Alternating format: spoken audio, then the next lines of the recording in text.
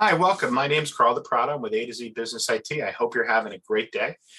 Today, I wanted to talk to you about a landmark court decision that happened in Australia that affected a investment company called RI Advice. And so, they do high wealth investments. They're not a small company. They've been around for over 40 years.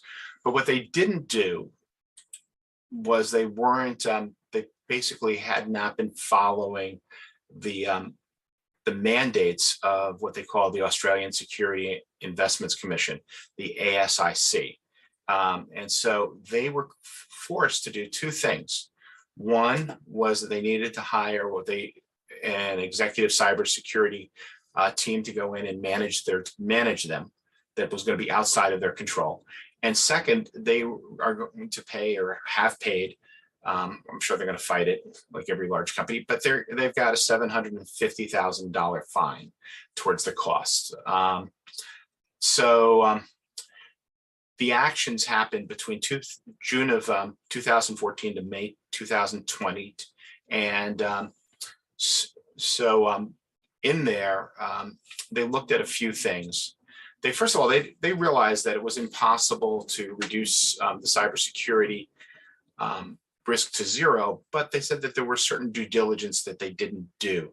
One of the things, they weren't measuring and maintaining their security systems. What do we mean by that? Well, when KPMG came in to do an outside audit of the company, and I don't know whether that was mandated because of the case or how it came about exactly, they found a couple of different things. One, they saw that 2,200 client emails had been used from 10 different countries all over the world. So that's a red flag. That they had found had been on the dark web, and that they had 28,000 failed authentications. Well, what does that mean? Well, that means somebody had gotten this data, these emails, this PCI information, and was trying to do what we call a brute force attack. And the way that they were doing it was they kept on trying to log in and fail.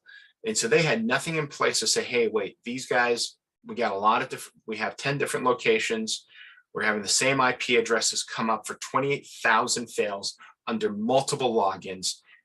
That's usually a red flag in our business. That is a red flag. What am I saying? That should have been. So that was considered, gross negligence. The other thing that they did was they didn't have proper password etiquette. I'm not going to go into all the details, but they had poor passwords, and they failed to use MFA, multi-factor authentication. That means that you're using a third party besides the password to verify your identity, and that's usually either a text message or having an app on your phone. And they failed to do those things. So because of that, they left themselves exposed. Not only did they have to hire a cybersecurity team to come in and really start to put things that already should have been in place. If you go on their website, third item down is an RI Advice's website. They basically say how much that they trust, cybersecurity and our clients. We make sure our clients' personal information is safe. Why do they have to do this? I'm not saying that they shouldn't have done it, but why? But I guarantee you that the reason that it's front and center instead of other key factors to a business, to a finance business, is because they had gotten such a black eye. So this has turned into an international story. It's really hurting their brand. The other thing you say is, well, what does that have to do with the US? That's in Australia. Well, as Australia goes, so does the rest of the world take a look. And other governing bodies in the EU and the United States, as they start to look at these decisions, don't be surprised to see other fines coming out, because at the end of the day, companies have to be held accountable for taking care of their clients' data, and they have a fiduciary responsibility. And is it just in Security and Exchange? No, it's anybody who's taking PCI information such as credit cards and social security numbers and driver's licenses, any of that stuff. So a company that runs a credit check leaves themselves exposed in this data and needs to be running with good due diligence. And we do have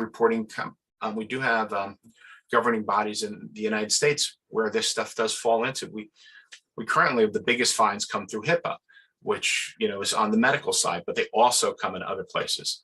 So anyway, that's my information for you for today. If you feel like you've listened to this and you're not sure whether your company is protected or not, or you're following the best practices, feel free to reach out to me.